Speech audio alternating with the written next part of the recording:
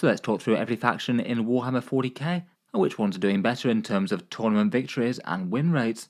As a quick aside before we start, the channel's got a bunch of new merch that launched this month, plenty of new t-shirt designs, a fun mug, and the restock on a whole bunch of funky channel dice made by Baron of Dice. Feel free to check out the link in the video description or the end of the video where I'll go through them in a bit more detail.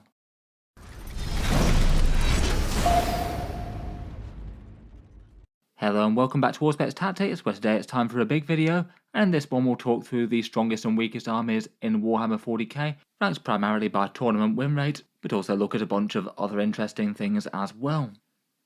In summer this year, Games Workshop dropped one of the single biggest digital balance updates that Warhammer 40k has ever had, and since that big Pariah Nexus shake-up, we've had a couple of months of data from 40k factions in open conflict at various tournaments, enough time for people to experiment and establish what works and doesn't. With that update, we had the launch of the Citizen Genestealer Cult codexes, and since then it's been a little bit quieter on the release front. The Blood Angels and Imperial Agents haven't hit the tournament scene yet in earnest at time of recording, the Imperial Agents points only just having gone live. As I've done so with plenty of these videos before, I'm primarily going to be looking at a bunch of tournament statistics. There's plenty of sources out there that track them, StatCheck 40k, Meta Monday, Goonhammer and Den of Fools all being fun ones, each with a few of their own pros and cons. For this list though, I thought I'd largely talk through the armies in terms of overall tournament win rates, which is one metric and doesn't necessarily show the whole picture, though I think it's probably the single most useful one to the average 40k player out there. It does give a good idea as to the expected performance of your army against another player that vaguely knows what they're doing,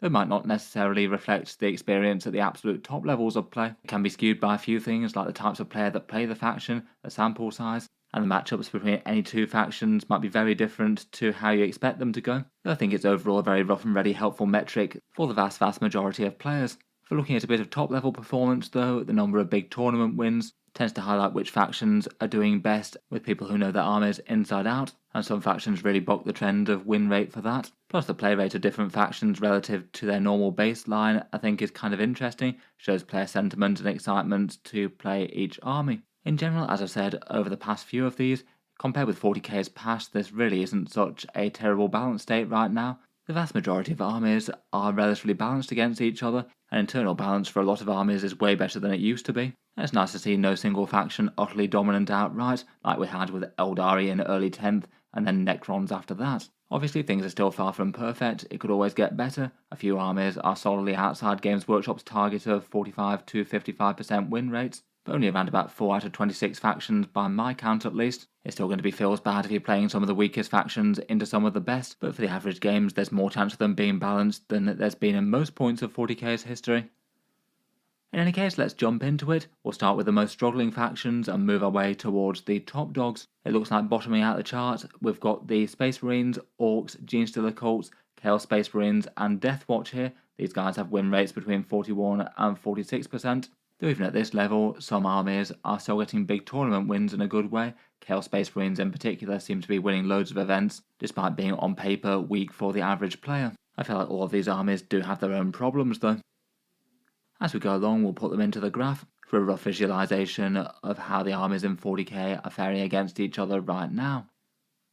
Starting out, we'll kick off with the poor long-suffering Codex Space Marine Astartes, which really seem to have drawn the short straw in 10th edition 40k. Their tournament win rate has slumped further from an already fairly bad place to start with in the last balance update, dropping down to 41%, so 3% worse than it was. They've won 2 tournaments since the balance update, one of which was with Gladius I believe, and their competitive play rate is 10th out of the 26 factions of 40k, which for standard Codex Space Marines is kind of spectacularly low really. Given the amount of players they have, they tend to be in the top 5 most of the time. The last balance changes they had nerfed the Ironstorm Spearhead with some enhancements getting worse. The Land Raider Redeemer went up in cost, which was a shame as one of their stronger units, as did a couple of the Gladiator variants. The Impulsor transport capacity increased a little bit I guess, which did help out Blade Guard.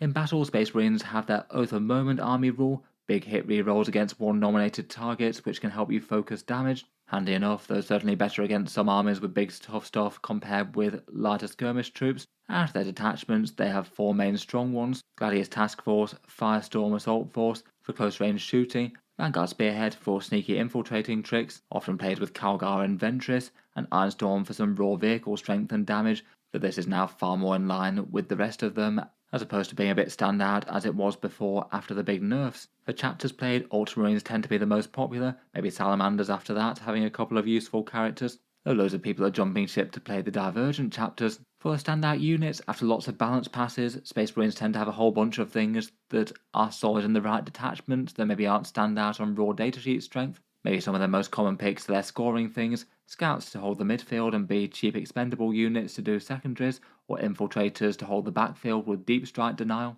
Maybe a combi weapon lieutenant for cheap and annoying to catch up with lone operative. Otherwise, loads of stuff is really playable. Inceptors can jump in to score, Redemptors can add some raw might, Gladiator Lancers are nice anti-tank, plenty of vehicles are strong in Ironstorm like the Vindicator. You can put scary melee damage combos in Land Raiders, maybe the Redeemer for the big Overwatch in the midboard still, and lots of elite infantry options are powerful in the right places, maybe things like Hellblaster, Fire Discipline combos, or Eradicators for a bit of dedicated anti-tank. Internal balance might not be terrible, but it still seems like the Space Marines are really struggling. There's big differences between the average list and Hones lists due to the fact that Space Marines have got so many units, so the average player might not necessarily own all the top meta stuff, or at least not for any one way to play. There are still a fair few underpowered datasheets, things like Reavers, Invader ATVs and Firestrike turrets, and perhaps the single biggest issue is that the Divergent chapters are basically flatly stronger ways to play Space Marines right now and likely warp the stats a bit by some of the best Space Marine players going off to play other chapters just by adding in a few more powerful datasheets to the mix. Gladius is dead strong for Dark Angels, as is Stormlance for Space Wolves, so it's not like their detachments are weak on their own right, it's just the Divergent chapters basically get everything that the standard Marines get but their own unit and detachment options. It's still an imbalance problem that Games Workshop really needs to fix with them, but they don't seem to have made big efforts to make Codex Space Marines stand out in their own right in the last few balance updates.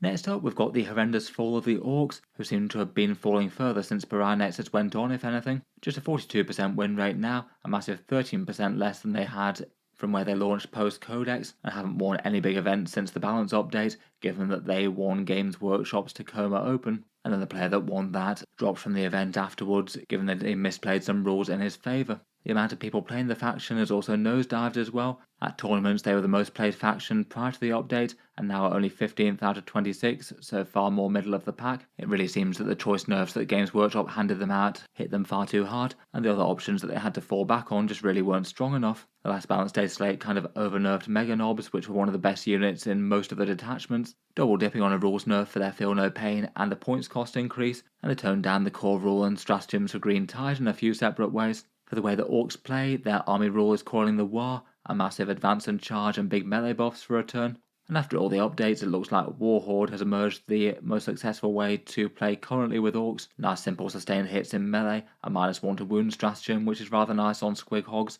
plus the opportunity for nice long charges. Bully Boys, Green Tide and Dread Mob are the other most played options, Big Hunt and Speed Freaks pretty overshadowed. For their strongest options, they tend to make good use of heavy melee rush, Boys, Knobs and Beast Snaggers, maybe with some Squig Hogs along, mostly piled into transports and led by war bosses or beast bosses, maybe some flash kits jumping out of transports as a bit of mixed skirmish fire support. For scoring points, some Gretchen and Storm Boys are near enough mandatory to hold some primaries and rush around for secondaries. Gasgul Thracker's pretty solid as the big boss himself, and to get the boys into battle, some trucks to deliver them into melee, or maybe some battle wagons or kill rigs. In general, it seems that they just came down too hard on the Orks with the last balance update, and they still have plenty of weak units beyond that. Most Daka units just aren't very good, and particularly the Ork Buggies. Mega Knobs were over-nerfed and should probably go down at least 5 points, or restore the Feel No Pain, which made them worth the points to begin with. Just in general, it seems like they need a bit of a shot in the arm though. Next up, we've got the Genestealer Cults, where the Pairings meta represents the launch of their codex. It did have a bit of a catastrophic effect on their win rates as well though. Previously they were around about 52% in the previous meta, and they dropped all the way down to 42%, despite Pairings' actions on paper maybe not being too bad with the army's general deep strikey playstyle. They've just won the one event since the balance update, and are very, very low played at 25 out of 26, seemingly even less so than they were normally, which doesn't tend to be much. The codex wasn't a particularly well received one. I feel like there was a fair bit of interest, but just not really a lot of raw power, and in particular, a fair few of their biggest damage dealing profiles to take down tough stuff were nerfed, things like demo charges, neophyte mining lasers, or aberrant attacks. It seemed like the few people playing them were experimenting with most of the detachments, the Ascension host, Xenocreed and Biosantic maybe played more than the rest, though their lone victory was with Outlander Claw with a whole bunch of high objective control jackals and things. Since the Codex launch though, they have had a very recent fairly good buff happen for them. If you have units in Cult Ambush, they can now arrive with Deep Strike, which means that they can just be fairly reliably getting back into the fight rather than having to annoyingly drop halfway across the board. It does maybe initially seem to be improving their lot a little bit. I wouldn't be too surprised if their win rate starts moving a bit towards the mid-tier. Otherwise, in terms of units, perhaps the Achilles Ridge Runner, Neophyte Hybrids buffed with Primuses, Acolytes and Metamorphs for some skirmish melee, maybe with a Biophagus, and there's lots of stuff that gets better in their own detachments. For weaknesses, most of their units are at least fairly fragile for the points cost, so often need to deal really quite big damage with their sneaky tricks to get the Alpha Strike. And as ever, the army is super swingy in terms of when units respawn. Cold Ambush could definitely go in your favour, but if you're having a bad game on the 4+ rolls, then you might not get much back. Plus lots of units feel overcosted outside of their intended detachments, like Jackals or Aberrants perhaps. Again, with performance at this sort of rate, I feel like Games Workshop should probably give them some additional buffs. I don't feel like the single buff to Court Ambush is probably going to be enough to get them back to mid-tier just by itself. Next up, we've got the Heretic Astartes. In the Chaos Space Marines, their win rates are around about 45%, so a little bit lower than they were before. That still seems that it very much hasn't been stopping them at the top tables of tournaments, winning 9 big events since the data slate, which is kind of massive for an army with this kind of win rate for most people. They have been played by more people as well, but it still seems that on average people are doing quite well with them in terms of event wins. The last balance update did nerf them perhaps surprisingly hard, with Warp Talons and a fair few units going up in points otherwise, though as mentioned seems to be doing quite well in competitive still. Their core rule are the Dark Pacts. Take a risk of some mortal wounds for either some sustained or lethal hits, and it generally means that they hit a bit harder than you'd expect, particularly with character buffs or datasheet rules. By far the most played detachment are the Renegade Raiders. That one gives you some extra speed with the assault keyword, and AP against things on objectives can be really big against some armies. They've got some nice stratagems with transports too. And besides that, Pack-bound also particularly tend to be doing well. Soulforged Hunting Pack is having a fair bit of success, though doesn't tend to do quite as well at top levels of play, despite the big damage those demon engines can mete out. It also seems that Chaos Cult has been doing pretty well, with a few notable big tournament wins as a scary board control army with accursed cultists. Quite a lot of units are playable, maybe Chosen or Legionaries in Rhinos led by Lords tend to be one of the biggest staples. They can be quite nice for scrapping for the midfield. There generally tends to be some heretical fire support on the board, things like Forge Fiends, Vindicators, or Predator tanks, maybe a Mauler Fiend or Venom Crawler venturing forward. If you wanted to go for maximal Dark Pact things, then you could combo things like Abaddon the Despoiler and Hellbrutes, perhaps particularly in the Pack-bound detachment. At least some cultists for cheap objective snatching can be nice, and accursed ones can be difficult to deal with on the mid-board with those surge moves. Chaos Bikers are just an all-round efficient datasheet as well, moving nicely fast and having a surprising amount of threat for their cheap points cost. Despite all this though, the average player still isn't having a particularly good time with them. Even if they are just inside Games Workshop's 45 to 55% win rate targets, they definitely need a bit of forward planning and careful play, given a fair bit of damage but maybe not all that much defense. Clearly though, on the top tournament tables, they're an army to fear in the hands of a player that knows them very well. They still definitely feel like they could use a bit of internal balance help though. Obliterated and Possessed felt like they were treated a bit harshly, as to things like the Lord Discordant and the Helldrake. Finally for this section we've got the last hurrah of the Deathwatch before they're folded into Imperial Agents, and unfortunately losing quite a lot of datasheets and options. Since the last balance pass, they have improved a little bit in win rate, around about 46%, rather than the 40 they were before, though I feel like all figures for them are just kind of unreliable as so few people are playing them. There's going to be a fair amount of scope for random chance here. They have managed to win 2 smallish grand tournaments since the balance update though, which is kind of cool. For the previous updates, they got cheaper veterans and a cheaper Watchmaster, and the veterans unit basically got flipped from a unit that was just maybe a little bit underwhelming for the cost to one that is genuinely really quite efficient, and it looks like competitive Deathwatch lists are building around them with their frag cannons and heavy thunderhammers and things. For their options in their now defunct index, they had Oath of Moment, Mission Tactics from the Black Spear Task Force, which will now be the Ordo Xenos detachment, and that one also had all their special issue ammo stratagems, plus the Beacon Angelus and Tome of Ectoclades. At least the Beacon is still an option in the Inquisitorial one. I guess the biggest weaknesses going forward is that Imperial Agents will now be the way to play them, and that means that they've lost access to a whole ton of Space Marine options and support things, and the Imperial Agents Codex just doesn't look initially like it's going to be a particularly competitive army, probably starting the game as one of the weakest codexes out there, and I'd guess probably the weakest. Neither their detachments nor their datasheets have enough power to carry the army versus most others, I think, and they don't get a faction rule. If that is indeed the case, hopefully Games Workshop will sort them out a bit. Hopefully they'll make some effort to make Deathwatch work as a standalone army in their detachment, including rules changes and points decreases if necessary. Moving onwards, and we get into the more mid-tier armies.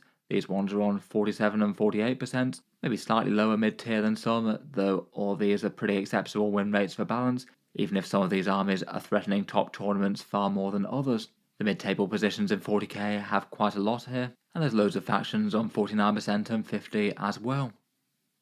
Here they are added to the graph. On 47% we've got Chaos Knights, Adeptus Custodes and Dark Angels, and on 48 we have Tau, Tyranids and Aeldari. Starting out with the Chaos Knights, and they're on 47%, which is basically the same as they were before the balance update. They've won one solitary event and are one of the lesser played competitive factions, 19th out of the 26, which is lower than normal for them. In the last balance update, their big knights were able to walk through walls with a small risk of battle shock, which means they don't have to spend that stratagem on them anymore, and a few big knights got some small points cuts, but nothing drastic. For the way their army plays, they're the very battle shock army, Harbingers of Dread for leadership debuffs, then some damage and defense for battle shocked things turn 3 onwards. Forged in Terror as their detachment rule doubles down on that, meaning that units within 12 inches take battle shock if they're damaged, and that can genuinely be an impactful thing for scoring on mid-board objectives if you can chip some wounds off things. For the index stratagems, they've got a nice walk through walls option. That can be nice on multiple war dogs, their rotate iron shields equivalent, diabolic bulwark, and big knights can often quite like that AP debuff stratagem, which does have quite a lot of toughness. Easy access to allied demons doesn't really hurt either as well. Maybe some Plague Bearers, Beasts of Nurgle and Nurglings to help a little bit, either with screening or secondary objectives. Since Chaos Knights came out, for some reason Games Workshop has pretty much exclusively had them as War Dog heavy being the staple competitive way to play. Currently, the vast majority of competitive lists that are successful tend to run massive amounts of both Brigands and Carnivores. Occasionally people might be using a Lancer. The Desecrator, Atribos and Rampager I think are all okay, but are still rarely used. For their issues, being the Battle Shock army does have some advantages, but morale shenanigans are always a little bit random, and a key unit might always pass a test when you desperately need it to fail. And the actual damage and defense bits of that do come a little bit on the late game side of things. Their main issue is that Games Workshop just seems to have repeatedly failed to make the big knights actually strong and taken in competitive lists, even if they do seem to be repeatedly nudging them in the right direction. And just for knight armies in general, they tend to be a little bit obvious, with maybe every player managing to use them fairly well, but also maybe not having the most amount of sneaky tricks that you can do with them.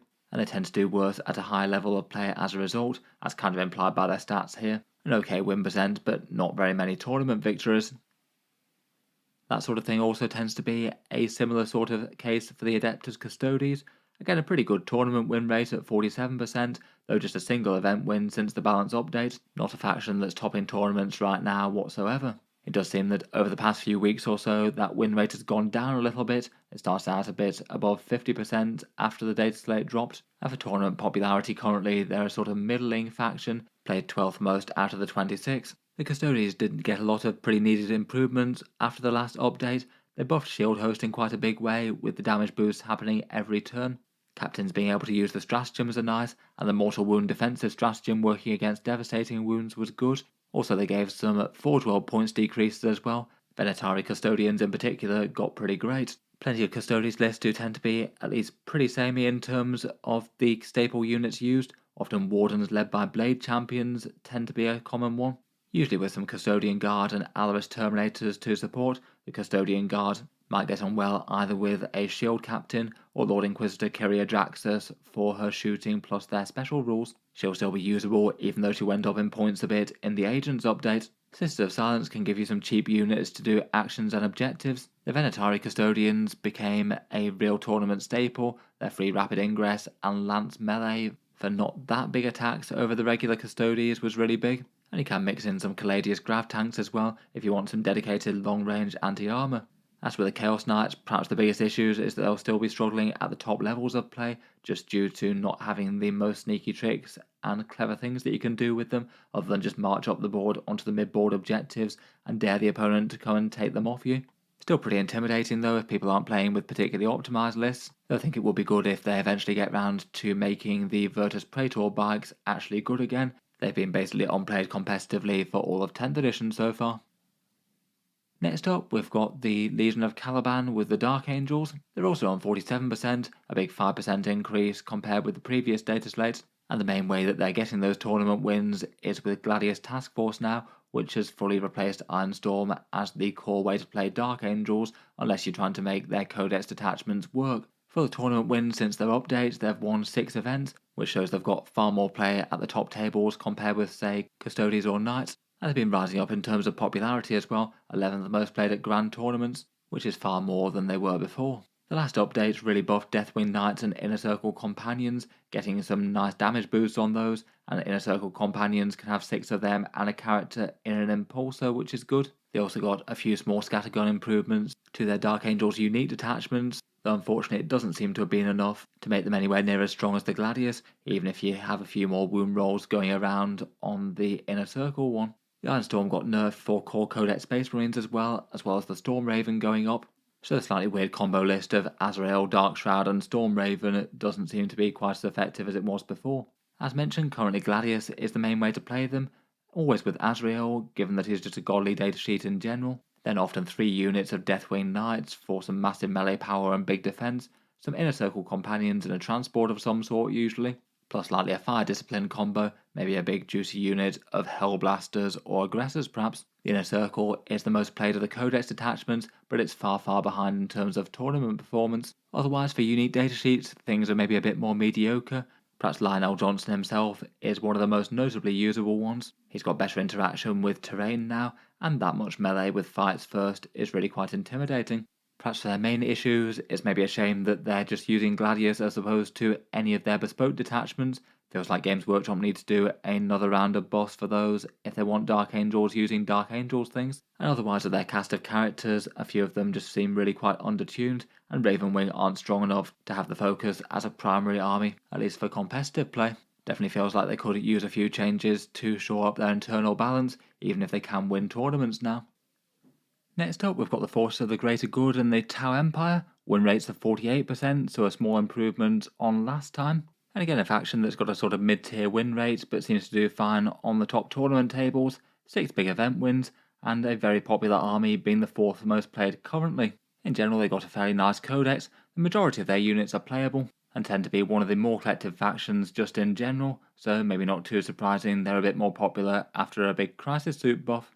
In the last update, that was the main thing that happened for them. All the Crisis Suit variants went down a bit, as did their commanders. Broadsides dropped a bit for everything besides a big 3 model unit, balanced out a little bit with Hammerheads going up in cost, and an unfortunate nerf that probably wasn't really necessary to the Kroot detachment, stopping them respawning as much. When they're in game, their army rule is for the greater good. Each unit can spot for another unit and gets a +1 ballistic skill buff, plus maybe some nice stealth suit rerolls and marker lights if you have them going. Out of the Codex by the Kroot detachment, it looks like the other 3 are all really quite regularly played in tournaments and all bring something interesting to the table. Good success for both Carrion, Montcar and Retaliation Cadre caught up quite a lot after the Crisis Suit improvements. You either get massive damage late in the game, fast moving and hard-hitting damage early on, or some nice close-range battlesuit support, plus some important options like close-range deep strike and move, shoot, move. The Kroot detachment are far lesser played, though I believe they still won a tournament kind of recently, which is fun. For the majority of players though, it does seem that they're just not performing quite as well and are a bit underpowered. For standout units, 3 units of 3 stealth suits at 2000 points seems to be basically auto-include for their guiding power.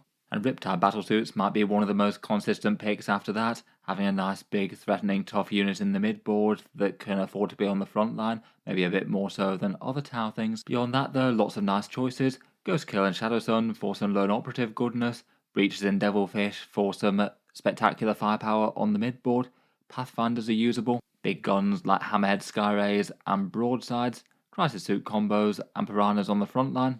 Kroot are still usable in Tau lists as well, maybe some mercenaries just for their sticky objectives rule, or solo Kroot Ox Riders, which are a nice cheap and at least fairly tough individual gun turret unit. They can be nice for screening and secondary actions. For downsides, Tau have their normal weaknesses, with maybe some difficult choices between pushing up aggressively and not getting their units killed too fast. They tend to be a bit better on the mobility and firepower than they do on the durability front, and for that reason does sometimes mean they can be a little bit harder to really play well than some. But in general I feel like they're pretty nicely rounded, have a lot of good options.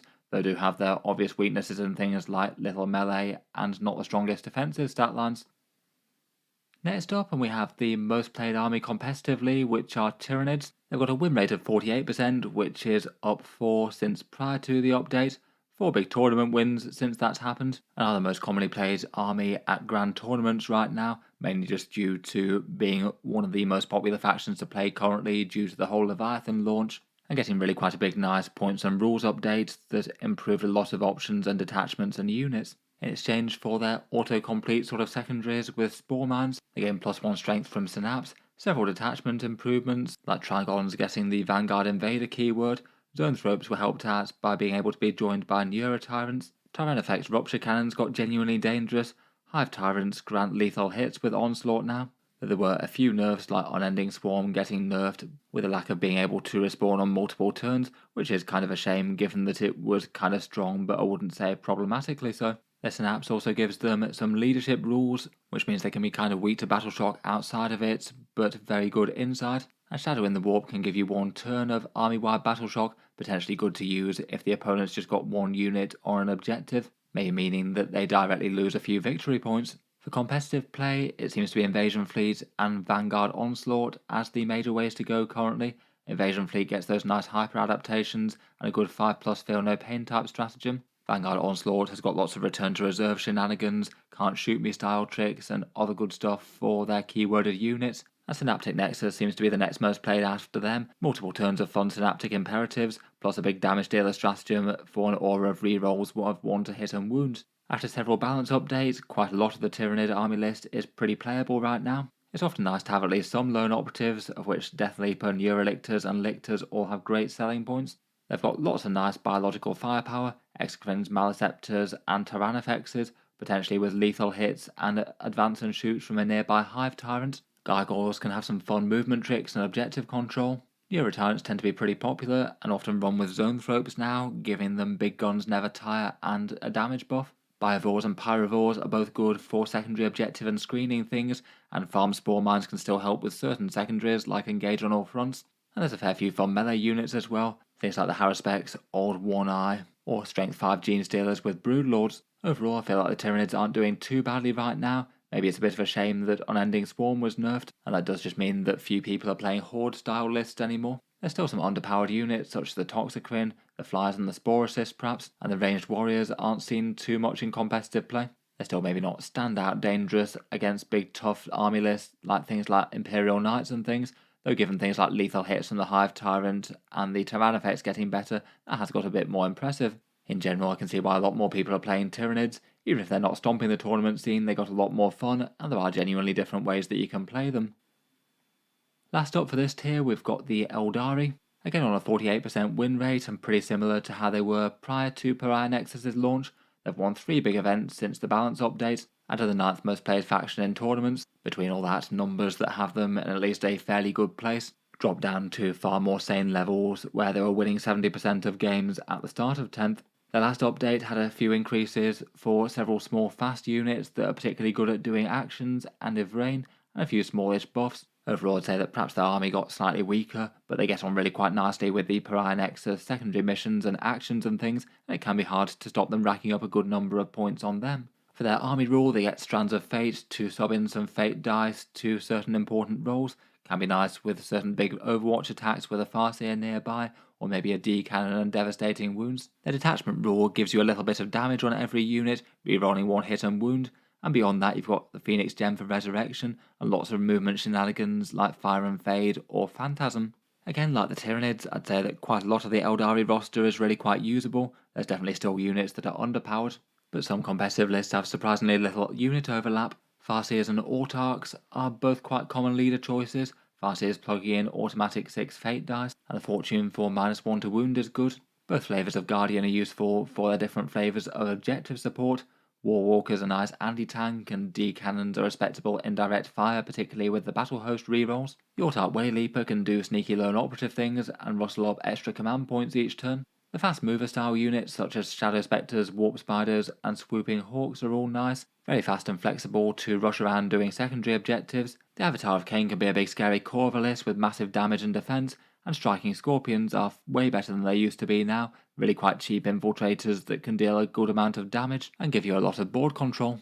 Inari are also certainly worth a mention here, headed up by Evrain, bringing the battle host rerolls to Drukhari Lancers and getting to cherry pick units between the two different factions. Quite a lot of competitive lists do tend to go Inari. For their downsides, they're definitely nowhere near as auto-win as they used to be. Many units are really quite fragile and rely on movement tricks to stay safe. If you're playing on maybe less optimised tournament tables without that much terrain, they can fall apart really quite quickly, and they might struggle to score primary objectives as a result of that as well. Lots of fragile units also mean that they'll hate things like really fast moving enemies or things that can 3-inch drop against them, or anything else that just moves really quickly and puts them under loads of pressure and can basically make their movement tricks not quite as important. Overall, maybe not in too bad a place. There could certainly be a very different experience with them depending on how much terrain you're playing with. Moving on, we've got the second half of the mid-tier of Warhammer 40k. For these upper mid armies, they've got win rates of 49% to 50%. Pretty balanced overall, winning about as many games as they're losing, and most of these really quite able to punch up into the strongest armies around with a good list played well. Putting them onto the big graph, and here we have the leagues of Votann, Death Guard, Adeptus Mechanicus and Astra Militarum all on 49%, and then Grey Knights, Black Templars and Imperial Knights all on 50%.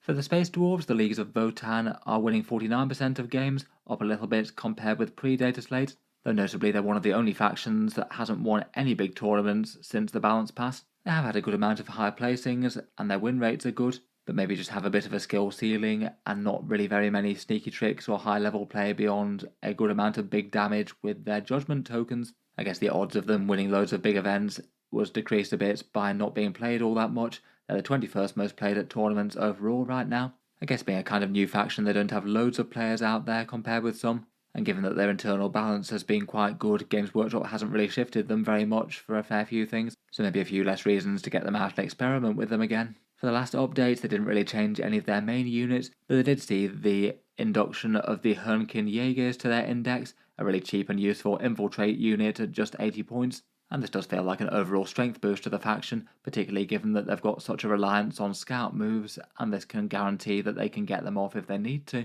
For how they play in game, they get their judgment tokens, handing out some Judgment of the Ancestors, both from Carls and their detachment rule, but also anything that slay Votann units. They get to nominate 4 different units to start on 2 judgment tokens at 2,000 points, so you can have a lot of the enemy's most important and toughest things being weirdly easy to take down. Their stratagems are generally pretty useful as well, fairly reasonable damage dealing ones like the Sustained Hits 2-1 and their Void Armour to tank a bit of damage, nice on their Hearthguard and Land Fortress. For their better units, most lists tend to have Ironhair Hearthguard in a strong damage dealer sort of role. A big squad of 10 of them dropping in with Vulcanites can mess up a whole load of things in combination with the Sustained Hit stratagem, and an Ironhair champion can give them some reroll charges. Land Fortresses and Scouting Sagittars often tend to be in the gun line, along with Hernkin Pioneers. As mentioned, some Hernkin Jaegers are really good to hold the midboard early and guarantee some scout moves. In the Sagittars, you'd likely want some Hearthkin Warriors and maybe some Chthonian Berserks, perhaps. I feel like maybe the Warriors, Berserks and Thunderkin are just a little less exciting than some of the rest, but certainly all still get played competitively. In general, they seem pretty balanced overall. Pretty much all their data sheets are really quite usable in game now, which is good internal balance. As mentioned though, they seem to do a fair bit better at a casual to mid level, as opposed to on the very upper echelons of tournaments. Next up, and also on 49%, we've got the Death Guard. Legion of Mortarion very appropriately having a 7 of 7s. They've won 3 big events since the balance update, and maybe fallen a little bit down the army popularity rankings, 18th most played at grand tournaments, though still that's at least fairly good representation for them. In game, their core rule is the Gift of Nurgle with a -1 toughness aura when you get close to their units, which can be handy to attrition away at the enemy. And their detachment rule has sticky objectives, plus Spread the Sickness for some bonus contagion goodness, often the extra AP one, though occasionally it might make more sense to go the -1 to hit if your opponent doesn't have big armor saves as a main factor. They've got lots of lethal hits from their plague weapons, and a fairly solid melee stratagem that can get you lots of sustained hits on infected objectives. On the balance front, at the last update, they got a few small increases and decreases that didn't, to my mind, change a massive amount as to which units would get played. A few of the best stuff going up a tiny bit, and a bit of the weaker stuff getting slightly buffed. Maybe one of the biggest changes was to the Plague Burst Crawler, given that you can't hit on more than a 4+ anymore. That was quite a big blow to that. They do seem to be lesser played than they were before, though some armies still take them. In general though, besides a few exceptions, most of their army is pretty strong. Typhus is maybe one of the most obviously auto-include things. At 80 points for his big melee profile and mortal wounds, he could potentially draw in some Poxwalkers if you wanted an unusually threatening horde units marching up the board. The Death Shroud are melee powerhouses and fairly tanky with Terminator characters. They could rapid ingress for delivery. Mortarion is very tanky and usable enough, if not the biggest damage dealer out of the Demon Primarchs. Plagueburst Crawlers, Bloat Drones, and Predators are all handy enough for Demon Engine support. The Blight Haulers got way better after the points decrease as well. Most lists tend to take at least some Plague Marines with a Biologist Putrefier or Foul Blight Spawn or both, joining some fairly cheap Plague Marines with their heavy Plague weapons and Rhinos. They can be massive damage threats in the midboard. And you can still ally some Demons or Knights in, maybe some allied Nurglings to screen out into the midfield turn 1 if necessary. For their downsides, the faction does have some notable ones. They're kind of slow moving and short ranged, and aren't really quite as tough as you might expect for Death Guard given their reputation. Though despite that, they're all doing fairly okay with the tournament win rates and things. Perhaps for their unique units, the Blight Lords still look like they need a bit more love. They did go down in cost again last update, but it doesn't seem to have had them taken any more than before against the Death Shroud. Moving on, we've got the Admech, who it's nice to see far more mid-tier than they were before. A win rate of 49% as well, so an increase of 5% on previous with their big datasheet updates. They've taken down 2 grand tournaments, but they're still one of the least played factions in 40k. Not that many people collect them, at least partly due to the expense of doing so. They were really quite radically overhauled along with the Tyranids in the last balance update. Lots of their unit stat lines just being directly improved to make their units far more dangerous than they used to be. And they also got a big boost to their core Doctrine or Imperatives rule, still getting heavy in assault and additional buffs near battle line, but also now get a +1 to hit either at range or in melee depending on which one you choose. And depending on the army list and what you're doing each turn, both of them could buff the army in very different ways. For the strongest attachments, the Skitarii Hunter cohort still seems to be by far the best. Lots of nice infiltration and board control type buffs to help out the big cast of Skitarii units, whereas the other themed attachments tend to be a bit more limited in what they affect. Bradzone Core and Cybernetica cohort are the next most played after that, and both of these also look like they're doing absolutely fine as well if you build a list for them. For important units, after the update, it did change things around a bit. Skitarii battle line units are more important than ever though, given the big buffs that they get for the Conqueror Doctrina in particular. Just about every list tends to start with 3 or more units of Rangers or Vanguard or a mix. In Hunter cohort, using them in Dune Riders with Skitarii Martial support is pretty good as well. Cataphrone Breachers are still fairly godly damage dealers, and only got scarier with improved Doctrinas. Iron Striders with Las Cannons tend to be the go-to anti-tank. Sidonian Dragoons are very scary with their Taser Lances. They've got lots of options for cheapish board control units. Most armies take some Tyraxian Infiltrators for secondary support, maybe some Cerberus Raiders perhaps, and lots of things that were outright dismissed before, like Onagers, Scorpius Disintegrators, Rust Stalkers and Core, all got way more playable. For their downsides, they're still managing to be a ridiculously expensive army to collect compared with most. And there are still some notably weak datasheets. The Castellans aren't that great outside of the Cybernetica cohort, and the Sardonian Scatros is a bit weak. Plus, with so many armies choosing to go Hunter cohort, it means that maybe some of the non-Skitarii things don't get as much of a look in. Still though, a massive improvement on their station compared with where they were after their codex came out. Next up, for another army that it's really nice to see looking far more mid-tier than they were, we have the Astra Militarum. Their tournament win rates are now 49%, a boost of 3 since last time round, and they still seem to be performing really solidly at big events and tournaments, 6 wins since the balance update, and pretty popular as the 5th most played faction at grand tournaments. Their primary army rule are Orders and Voice of Command, making units faster, stronger and tougher, and their detachment rule was heavily rewritten in the data slate. Born Soldiers now gives you lethal hits for squadron units against tanks and vehicles, and infantry get it against other things, and it has been quite nice as there's far less emphasis on just standing around static, and it has made guard a bit easier to use overall, less reliant on indirect fire. Most of the guard stratagems are notably incredibly weak now though, often mainly using the booked stratagems, particularly with the nerf to reinforcements. And for enhancements, Grand Strategist can be quite a nice one to get an additional order that can be used on a tank commander or maybe in a command squad. For the last update, things changed a lot. As mentioned, they nerfed reinforcements and changed Born Soldiers, but the big nerf to indirect fire also hit guard kind of hard. Fortunately though, the Born Soldiers change and a few points tweaks seem to have helped out and propelled them to greater strength. Big boosts to tanks and armour in particular were very nice, particularly with Lehman Rosses and a cheaper Rogue or Dawn tank. As indexes go, the Guard are a relatively balanced one as well. As mentioned, the tanks are all really good and tank commanders are still very relevant for their orders and fires on death. Scout Sentinels can spot targets and Armoured Sentinels got far cheaper, so are a much more viable alternative, though I still personally prefer the Scouts. Borgrins and Scouting Kathchans can scrap for the midfield, maybe alongside some 20 strong Deathcore of Krieg with Marshals if you want. Usually sat at the back and supporting things with orders and command point generation is Lord Solar, maybe with a platoon command squad attached.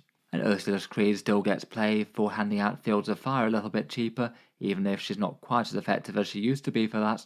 Their indirect fire options has been nerfed, but it's still usable, particularly for Basilisks for slowing down key units like melee damage dealers. Gaunt's Ghosts get on really well with Pariah Nexus actions, jumping around the board and providing a little bit of threat as well. And other damage dealers like Scions and Rough Riders are both very playable right now, being really quite easy to kill but cheap units that can both be good for objective games and things and a bit of pinpoint damage. Overall certainly feels like a good time for the Guard compared with some. Tanks maybe do feel a bit more necessary than they were before though, and you do need to play kind of carefully with them. On certain high terrain boards, if they get move blocked or tagged in combat or screened, then it can cause big issues. Plus there are still some units that maybe lost out from the balance pass, the Baneblade chassis tanks in particular not getting the squadron keyword, so they lost out on the detachment rule.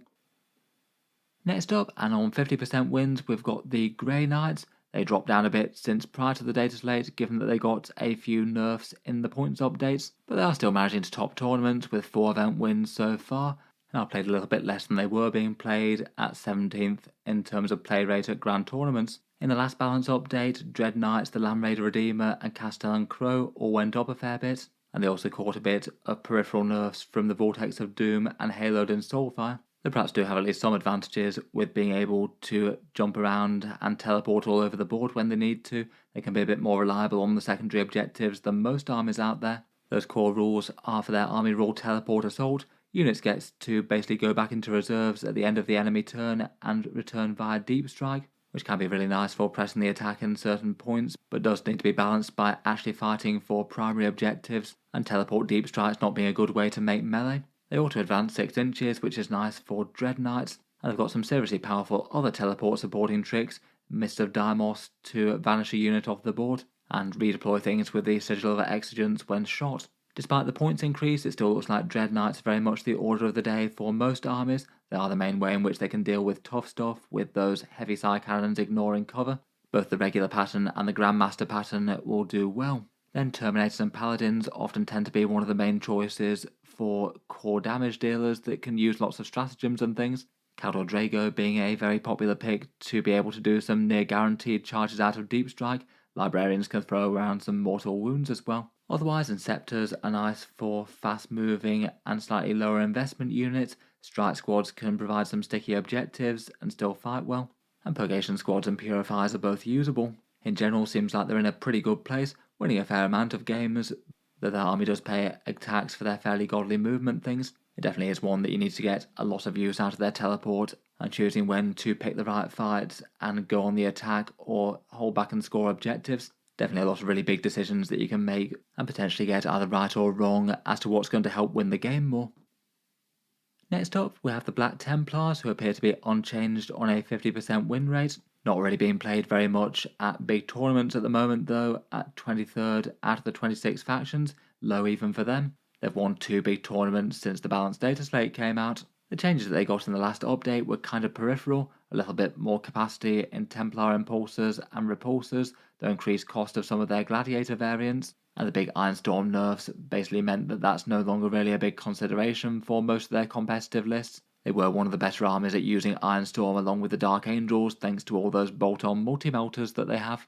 Besides their standard Space Marine things, their index attachment is Righteous Crusaders. That gets you some nice Templar vows, usually with a 6+ feel no pain, maybe subbing out for a damage dealer perhaps. And they've got some nice stratagem options for extra AP, a 4+ chance to prevent fallback, and potentially a 5+ feel no pain on 2 different squads if you wanted, one with 10 Houses Bones and one with Chaplain Grimaldus. Besides that, maybe Gladius will be the next best choice. Advance and Charge is rather nice, and they do have that good melee damage dealer stratagem.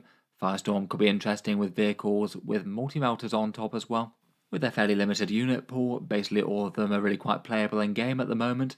Primaris Crusader squads bring loads of marine wounds to the table and lots of objective control. Really big for board control, and you can't really underestimate their damage output with a massive amount of chainsword attacks and some power fists thrown in. The non-Primaris ones a bit less played than they were, but still pretty efficient for some special weapon damage. Sword Brethren, particularly combined with Hellbreaks, can blend just about anything in the game. They are at least fairly expensive, but being able to comfortably one-shot a whole bunch of tough stuff when you add in stratagems is really nice. Grimaldus and the Emperor's Champion are both good, and the tanks with bonus multi-melters are generally at least okay for the upgrade. The Repulsor one is a bit pricey, but it's quite a nice advantage for Templar Impulsors.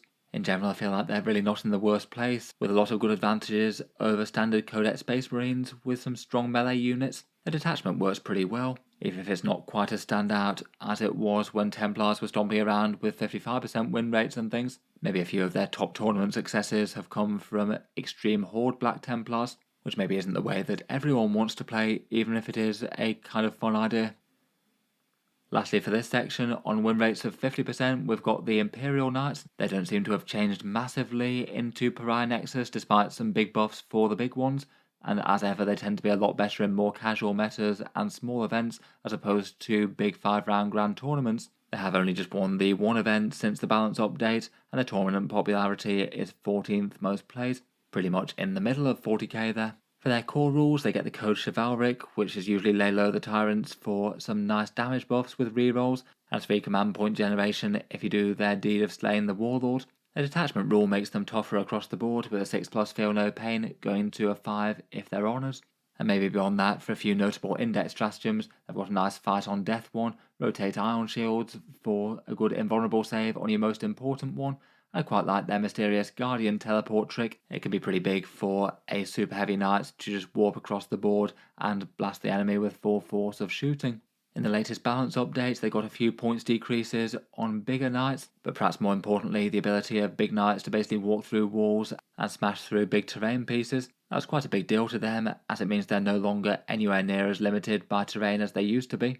The recent Imperial agents might also bring a few shake-ups as well, with different ally choices. The Calidus Assassin still seems really nice to score secondary points, but potentially some Sisters of Battle and an Immolator look like they could be a good support option as well. For their stronger units currently, Canis Rex is a little bit undercosted compared with the rest, so it tends to be auto-include, just massive amounts of damage, plus their free stratagem rules got far better. Armigers of both types really work well with the single rerolls that they get, particularly Warglaves with those massive melter shots. Otherwise, lots of the other big knights are very viable. The Atropos is maybe very standout, as is the Lancer. I've seen people using things like Crusaders, Errants, Paladins and Castellans, most are fairly viable. As with the Chaos Knights and things like Adeptus Custodes, they maybe tend to be a bit of a fairly basic stat check kind of army. They can still be hampered by terrain, even if some of the big knights can step over it. An enemy with a ridiculous amount of anti-armor is going to be big problems. They can give up, bring it down fairly easily. But they tend to do great in a more casual meta where not everyone might have the tools necessary to handle an entire army worth of scary vehicles. So while maybe they're never all that standout and winning grand tournaments, they're never really that bad either. Moving on, we're getting into the upper echelons of win rate, and just a little bit above the Imperial Knights, we've got a fair few armies at 51 to 53%, generally with a really good spot on base win rate, and all of them winning tournaments, though some more than others. Putting them into the big table, we've got Necrons and Chaos Demons both on 51%, and then World Eaters and Space Wolves both on 53%. For the Necrons, they've certainly had some ups and downs in 10th edition so far. Fairly hard to deal with their massive reanimation at the start of the edition, and then kind of crazy power from Katana and Canoptech Court that they have had a couple of balance passes to put that in check since. The overall win rate is only just north of 51%, they seem to be doing particularly well in tournament wins with 8 victories there. They are a popular faction, being widely collected and the third most played army currently. Though even accounting for that, they're doing very, very well at winning events. The last update to them had a few nerfs, but sadly no buffs.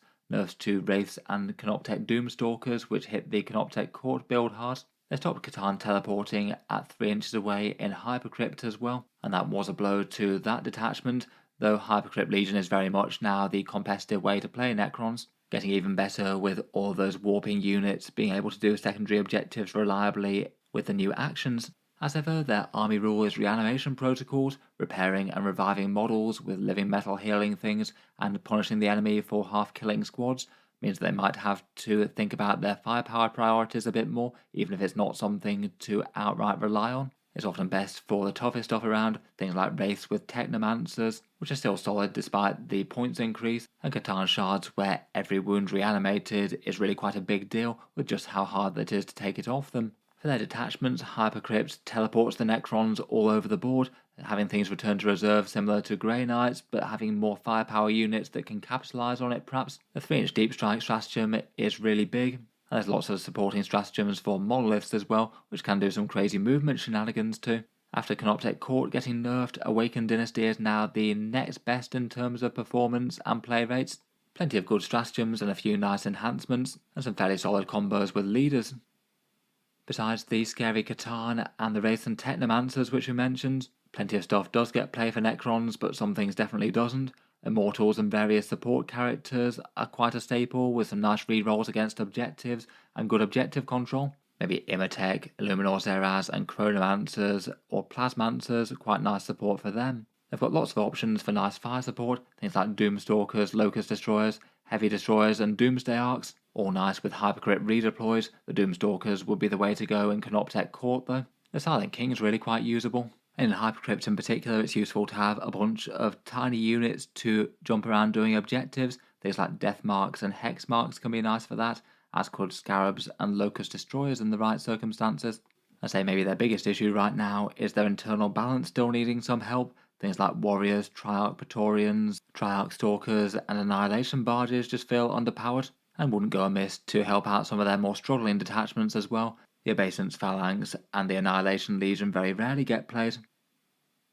Next up, we've got the Chaos Demons, who saw a small increase in win rates up to 51%. If anything, maybe a little bit less than I might have guessed, given that they got some pretty major buffs in the last balance update. Most notably, every Greater Demon getting an aura of Shadow of Chaos. There were units that were taken really regularly already, plus a whole bunch of points cuts to make a few of the weaker units not as bad.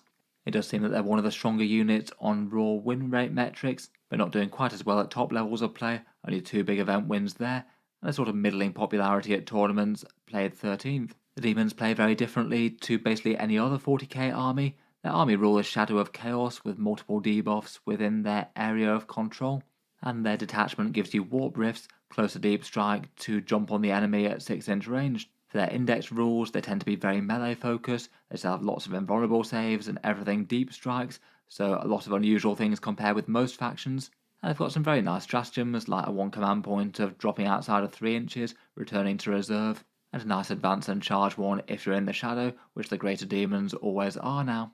Basically, the Greater Demons are necessary to carry the raw power of the army. The Great Unclean one with the 4+ Feel No Pain is near enough auto-include for lots of competitive lists. Otherwise, Bloodthirsters are strong. Be'lakor is powerful to counter ranged armies with his sort of pseudo-lone operative style protection. Shalaxi is very expensive, though kills almost anything in melee, and Lords of Change and Rottage's good as well.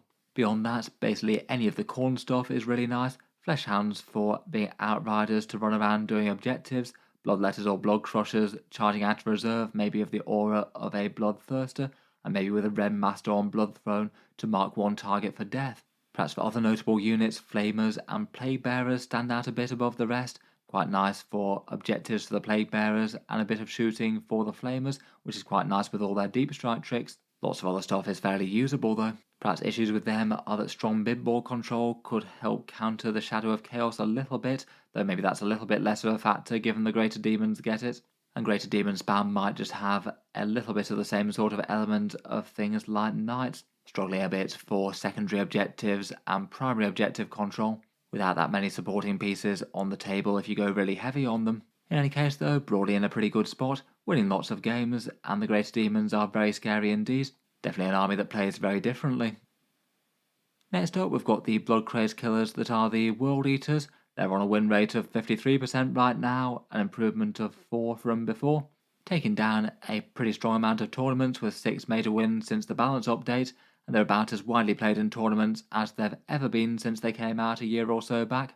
Looks like they're the 6th most played faction at tournaments right now, which is massive for them as they're often towards the bottom of the spectrum. The last update broadly brought them just good news. Getting £8 and Exalted £8 dropping in cost was really quite a big deal. They were already pretty usable damage dealers already, and broadly anything that was stronger than them tended to pick up a few nerfs. For their army rules, they have the Blessings of Khorne, roll 8 dice and choose your favourite 2 buffs, which can be really meaningful things like +2 to move and advance and charge. Should give you a good chance of making any one desperately long charge that you need to. Plus has loads of options for damage buffs. The Berserker Warband means that everything hits a bit harder on the charge, and there's nice stratagems like 1 auto advance 6 inches, plus a few damage or defensive ones. For their standout units, just about every World Eaters list starts with Angron, moving very fast, breaking things, and basically being a big bullet sponge into the early part of the game. It's kind of necessary to kill him, otherwise he's going to destroy important things, but if you do, then you might not have as much threats for other stuff.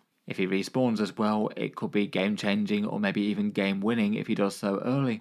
Beyond that, you can do huge scouting things with Lord Invocators plus a ton of 8 bounds or Exalted 8 bound units. First turn charge is definitely possible with them, or just getting them into a very threatening location where the opponent can't ignore them. Berserkers are pretty solid in Rhinos. They feel like perhaps the points cost of the Master of Executions and Khan the Betrayer is a bit on the high side really. Jackals are nice for cheap units to sticky objectives. Spawn could also potentially do that if they get wiped out at range for 1 command point. Morphines and War Dog Carnivores are usable enough, the Lord of Skulls is fine, and a few armies like to mix in a bit of fire support, maybe things like Forge Fiends or Allied War Dog Brigands if you want a few reliable gun turrets. In general, it's a pretty good time for the World Eaters. They do tend to be a faction with obvious strengths and weaknesses. Pretty much melee rush is the way that they play, though despite that they're still quite a skilled faction to play, often having to make some decisions as to whether or not they go for key charges and when they can afford to commit as opposed to hide behind terrain before leaping on something important. Next up, we've got the Sons of Russ in the Space Wolves. Again, they're doing seriously quite well, a big 53% win rate, even if that has decreased a little bit since prior to the update. Still winning tournaments with 6 big event wins since the balance update, and that's particularly impressive given pretty low play rates of around about 20th out of the 26 factions in 40k. I feel like for practical collecting purposes, a fair few people are kind of wary of them right now, given that they're almost certainly going to get some sort of Primaris update, and the Blood Angels have certainly shown that you could be removing a whole bunch of units. The last balance update did hit a couple of their best units, with both Thunderwolves and Wolfen going up 10 points, though I feel like that was kind of outweighed, at least in terms of an overall feels-good win, in the Champions of Ross getting buffed so that you start with one of the Sagas active, basically flipping it from being a standout bad detachment to genuinely quite a good one. As a result, both the Stormlance Task Force, with the mounted benefits that help out Thunderwolves so much, and the Champions of Ross are both kind of equally played and competitive now, and both doing very well. The Stormlance gets you advance and charge on everything, plus really nice durability stratagems, and a few good enhancements like a first turn reserves arrival. The Champions of Ross can now give you a 6+ feel no pain army wide, sort of similar to the Templars. You could change that for something else and decide what your characters are most likely to unlock over the course of the game, so it's not as opponent dependent as it was before. Beyond that, they've just got a few nice melee support tricks, including an extra AP stratagem, and can flex into some of the other sagas when they need them too. For their stronger unique units, Thunderwolves still tend to make up the mainstay of competitive lists, often 3 maxed out units with fairly maximal character support, massively difficult to deal with. They're just very difficult to deal with being very tanky, really fast and very dangerous.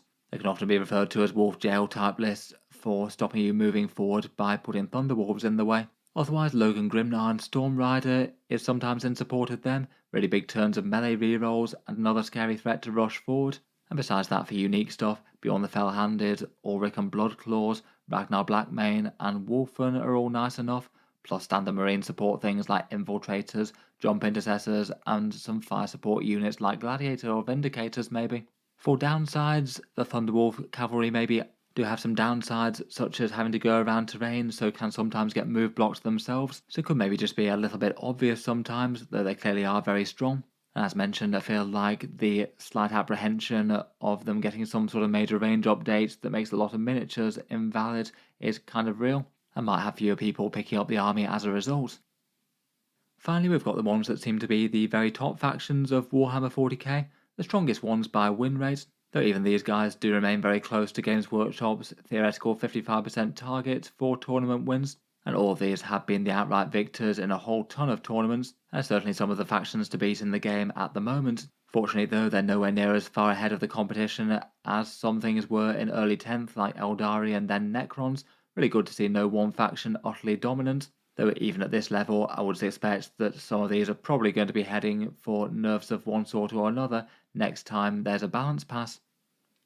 Putting them into the big graph, here we have the Blood Angels and the Adepta Sororitas both on 54%, the Drukhari on 55%, and then capping it all are the Thousand Sons on a big 56%. Starting out, we've got the Blood Angels, who are shortly to have their new codex go live, though this is all very much based on the index. They didn't really have anything too massive change in the last balance pass, but just more capitalised on Pariah Nexus missions and a lot of factions being toned down a bit, jumping up from sort of 49% win rates up to 54%. They've won 7 big tournaments since the balanced data slate and are really quite popular, being the 7th most played of 26 factions out there. And from their index rules, they used the Army rule for Space Marines Oath of Moment, plus the Sons of Sanguinius detachment for a +2 strength and +1 attack on the charge, and then doubling down on that with Red Rampage a lot of the time, with both lance and lethal hits on the charge as well. For the mainstay of their armies, they've tended to be using Death Company with Lamartes as a big central damage dealer block. Very terrifying with reroll hits on those Power Fist and Inferno pistols, and Lamartes giving them extra damage and defense. Jump Intercessors are an absolute mainstay, either being a small objective skirmishing unit and can be buffed to be mainline damage dealers of their own right. Sanguinary Guard and Vanguard Veterans work as well, as do Assault Intercessors, often coming out of an Impulsor, maybe with Captains or Sanguinary Priests. The Bile Predator's fairly usable, with a big Overwatch gun turret with a Flamestorm cannon, and the Sanguinor's really quite a nasty lone operative, with the option to step out of reserve and step up to a counter charge, potentially ending a melee threat before they get the chance to kill any Blood Angels. For first impressions, the new codex feels like it will change some things for them, but keep the core strengths of the army the same. The Liberator Assault group basically feels like Sons of Sanguinius but better, still massive damage and still Red Rampage to full potential even if there are trade-offs now, but they gained a big advance and charge and an interesting Fights First enhancement, both of which are kind of massive for adding yet more strength. Angelic Host also looks fun and looks like it'll score points really easily. Several data sheets got buffs, including Mephiston and Asterath, though the Death Company won't have quite as many Power Fists on the way. And of course, unfortunately, they did lose some much beloved units. Things like Jump Priest, Librarian Dreadnoughts, and 4 Power Fist Death Company were all pretty competitively relevant. I guess we'll wait and see as to how their points costs come out. I really wouldn't be too surprised if they still remain one of the strongest armies in 40k after though. Next up, and also on a big 54% win rate, are the Adeptus Sororitas. They gained 3% on the previous things before the balance update, and that balance update was the launch of their codex, definitely being one of the winners of new books in the edition. It's led them to 12 tournament victories since, which is the single best out of any army listed, and they're much more played than they are normally, 8th out of the 26 factions played, where typically they tend to be one of the more rarely played armies, a little bit expensive to get on the table. In game, their core mechanic are Acts of Faith, the miracle dice where you generate miracle dice and sub them into rolls, really nice with automatic multi-melters on damage 6 and various things like wound rolls, hit rolls with lethal hits or long charges, plus the Triumph of St. Catherine can now generate you some automatic 6 miracle dice, which is enough to get it to almost auto-include for the power it can give to other units. For the detachments, the Bringers of Flame is by far the strongest and most played, though all the others are at least usable, I'd say. The Flamehorn really is quite dominant though. Advance and Shoot is really helpful for close range firepower, as is +1 strength at close range, and they have some other nice options like Transport Tricks and an Armour of Contempt equivalent. Otherwise, some of their units stand out, though again most are playable. Val and Paragon Warsuits are expensive and not all that tough for the cost, but ridiculously dangerous in terms of damage. One turn from them in the core of an enemy army, particularly a vehicle-heavy one, and they can cause ridiculous amounts of pain. Castigator tanks are often taken for a nice bit of longer range firepower and volume fire, plus their AP debuff trick is good. Immolators and Rhinos are often seen carting around Battle Sisters, particularly Dominions in Immolators can be a nice combo. and Seraphim like Bringers of Flame as well, with mass hand flamers leading to loads of devastating wounds. The Triumph is great for the auto miracles as mentioned. Caranesses, Dialogus and the Palatines are all good to lead the army. And beyond that, most other stuff is at least kind of playable in one way or another, though perhaps for the most part a little bit less auto-include. As tends to be the case with Sisters, the units aren't individually very tough for the cost, but clearly don't really need to be given the amount of damage that they can mete out here. They're certainly one of the game's top performing armies, with a massive amount of tournament victories and a good win percent. I really wouldn't be too surprised if they get a few choice nerfs next time the balance passes come around.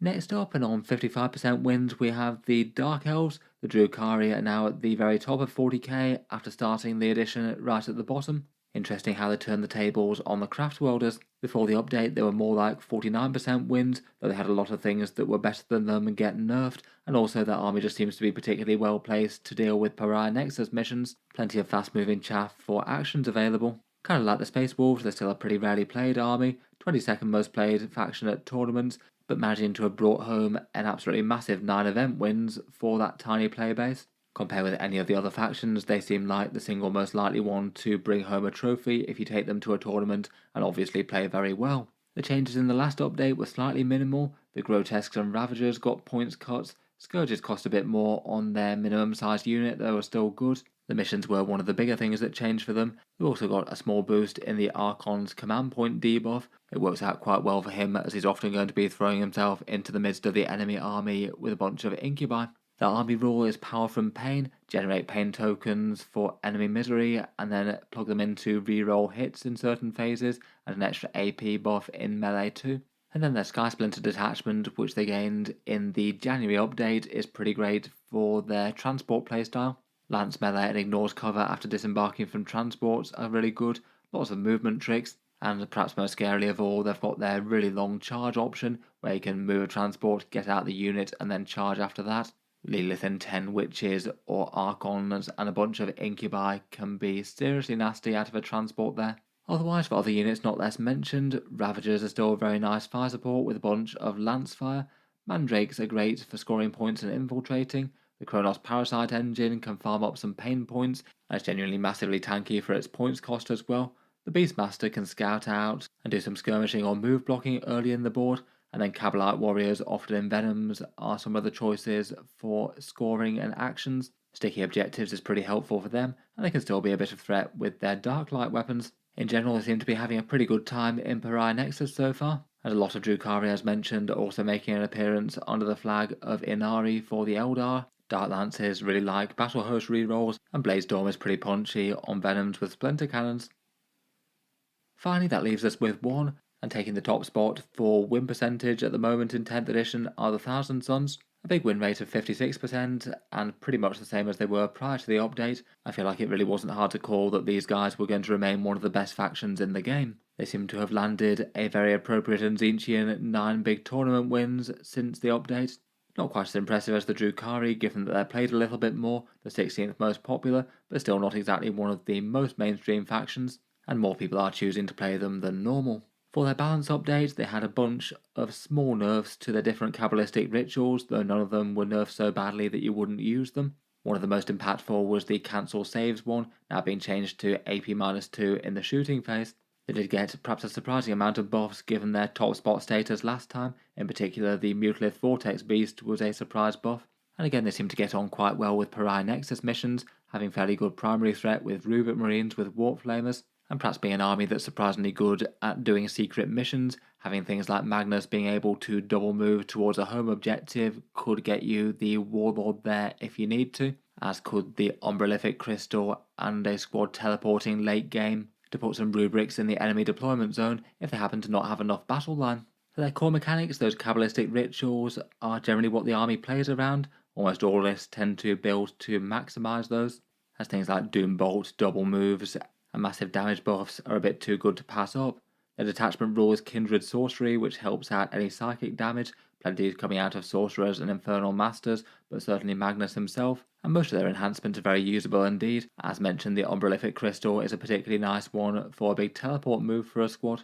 For For the datasheets, their lists do tend to be at least a little bit cookie cutter, though it's not like they've got the biggest choice of units in their codex. Magnus tends to head up every list as a big psychic fulcrum and the model that you can target loads of stratagems and rituals on. Rubrics with Warp Flamers make up the mainstay, with some big rerolls against things on midfield objectives and lots of objective control, plus rustling up some Cabal points in their own right, and they can guard the various different flavours of Sorcerer, most of them being really quite nice. Infernal Masters are pretty punchy for damage output, particularly with Rubric Marine objective rerolls. Ahriman's really strong and is in most lists, and then you have a bunch of chaff units to help score. The Thousand Suns Cultist variant is really quite an efficient unit. Zangar Enlightened are fairly fast, and regular Zangors can do okay as well, though are a bit less common. At 150 points, the Mutalith Vortex Beast can be pretty good as well, a surprisingly punchy anti-tank attack, lots of wounds to soak up damage, and they can do things like long-range Doom Bolts if you need mortal wounds on something a fair way away. For any issues or weaknesses, I feel like Thousand Suns often wind up being a bit of a thinking army.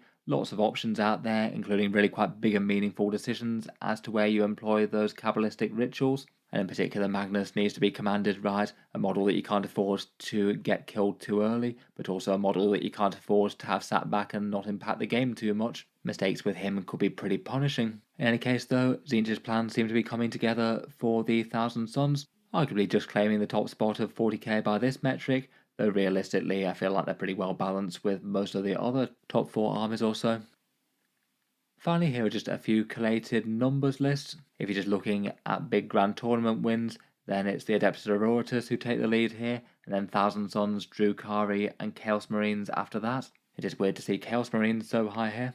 Necrons, Guards, Tau, and Dark Angels also feel like they overperform for their win rates. Some factions really aren't winning events though. Imperial Knights, Custodes, Chaos Knights, and Genestealer Cults all only on 1, and then Leagues of Votann and Orks both somehow still on 0, even if they had a lot of other high placements in some events like 2nds and 3rds. Here's the list of the play rate of armies. There's one a factor between how good and how interesting they are, and also just how widely followed the faction is. Tyranids and Chaos topping this at the moment, then Necrons, Tau, and Guard. It's not just the absolute top meta armies, which is quite nice to see, even if they are a bit inflated numbers compared with what they'd normally be. Does kind of imply that people feel they've got a pretty credible chance with a lot of the armies in the midfield if they happen to collect them. Bringing up the bottom of the list, we've got Drukhari and Black Templars, which is kind of surprising for them given that they're both doing okay right now, and then Abmech, Genestealer Cult, and Deathwatch, generally some of the lesser collected armies in the game. Genestealer Cult have been down in the doldrums after their codex, and Deathwatch are shortly to exit 40k for Imperial agents in their place. Will be interesting to see where they feature on these lists in the future. Otherwise, just for a bit of interest, this is a bit of a weighting for the event wins as per the amount of play rate that each army has. So basically overall tournament wins, but weighted for the fact that some armies get played by loads of people, so are more likely to get them, and some armies are rarely played, so even if they've got a few wins, it's kind of impressive. Given there's not a crazy amount of individual data points, a lot of this might be down to chance, but mostly it kind of lines up with the win rate type things. Seriously, if you take Drukhari, Adeptus Sororitas, or Thousand Suns to a tournament, they're going to give you the biggest chances of bringing home a trophy. Deathwatch are weirdly highly up there, but they're kind of a bit all random and all over the place, just given that they've got so few players. And Dark Angels and Chaos Space Marines have got good top table performance, even if they don't have the win rates quite as high. Otherwise, a lot of the armies might be as you suspect. Space Marines, Imperial Knights, Adeptus Custodes, and Chaos Knights, for the amount of players that they have, more of them should have been reaching the top tables, and definitely leans into the common talking points that the big stat check armies like Knights and Custodes will be generally better at doing good at a casual level as opposed to the top tables of grand tournaments. Orks and Leagues of Votann are at the bottom of the list though, of course, as they have not won any tournaments yet so far. Finally, here's the data table for 40k. Seems kind of clear the factions that need the most sorting. Space Marine, Orks, and Genestealer Cults, at least by this metric, seem to be by far the weakest here.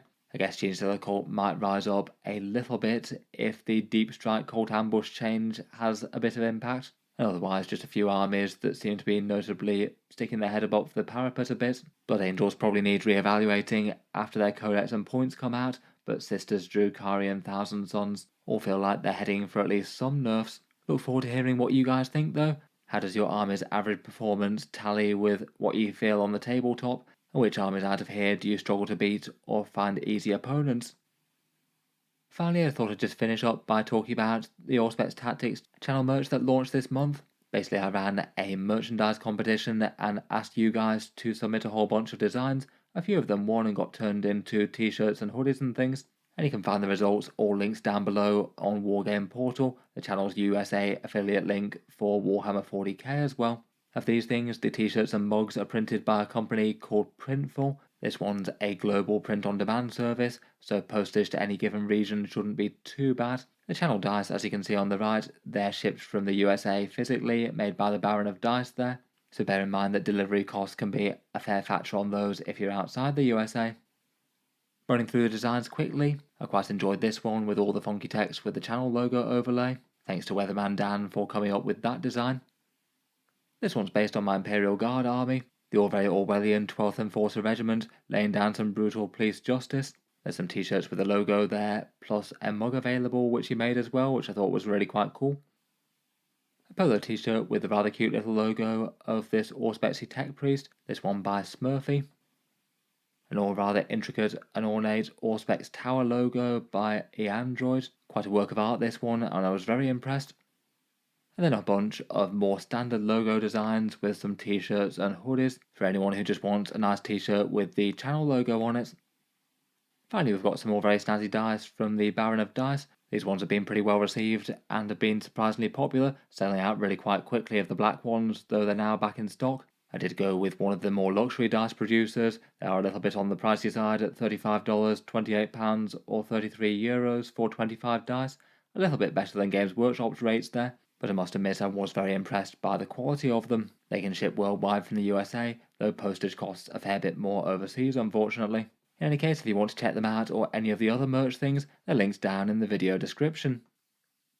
In any case, look forward to hearing your thoughts as to the army rankings and how you'd rate them in 40k right now. And feel free to subscribe to Auspex Tactics if you'd like to see more like this. I'll certainly keep the regular 40k videos coming just about every day. Finally, if you have been enjoying all the videos on the channel, I would just like to mention that Auspex Tactics does have a Patreon page as well, and you can find that linked in the video description if you'd like to help support and keep all these videos coming. Channel patrons do get a fair few advantages, seeing certain videos early, regular votes to see what sort of things happen next on the channel, and automatic entry into the regular prize giveaways with a chance to win some big model kits each month. If any of that sounds good to you, or you'd just like to help support, the link is down in the video description. In any case, a massive thank you for listening, and I'll hope to see you guys next time.